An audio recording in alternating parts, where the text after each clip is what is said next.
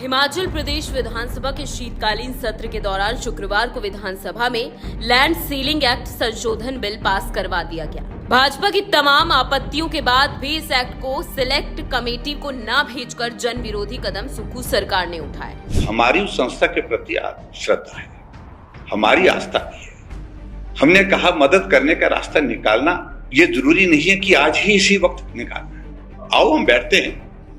और select committee के लिए कितने सारे बिल इस सदन में गए, असंख्य बिल गए हैं, बहुत सारे बिल गए हैं। यहाँ पर आराम से चर्चा करके दोनों पक्ष बैठ करके रास्ता निकालते हैं। श्री जयराम ठाकुर जी की बात सुनकर आप समझ गए होंगे कि किस तरीके का खेल कांग्रेस सरकार ने खेला है। जन विरोधी कांग्रेस सरकार ने जनता की एक बात नहीं सुनी और तमाम आपत्तियों के बाद ये बिल पास करवा दिया। 1972 में बना Himachal Pradesh ceiling on land holding act में ये बात तय थी कि सरकार किसी संस्था को किसी भी तरह की छूट नहीं दे सकती, लेकिन इस जन विरोधी सुक्खू सरकार ने खुली छूट अपने नए कानून में दी।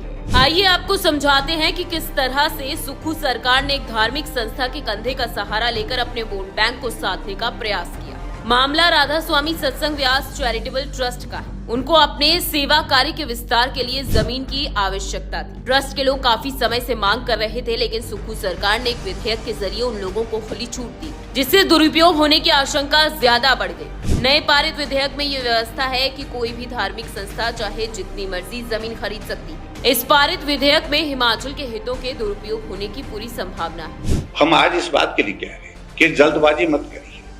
रास्ता निकालने के लिए हो सकता है इससे जो रास्ता आपने निकाला है उससे बेहतर रास्ता कोई निकल सके। सरकार के लिए भले ही प्रदेश हित सर्वोपरि न हो, लेकिन भाजपा के लिए प्रदेश हित ही सर्वोपरि है। लेकिन मनमानी करने पर उतारू सुक्खू सरकार ने किसी की नहीं सुनी, यहाँ तक कि अपने कैबिनेट मंत्री चंद्र कुमार की आपत्ति को दरकिनार किया। बहुत सी जमीनें हमारी जो है वो बहुत से जगह के ऊपर वो सेल की जा रही हैं, हालांकि रजिस्ट्री उनके नाम में नहीं हो रही है।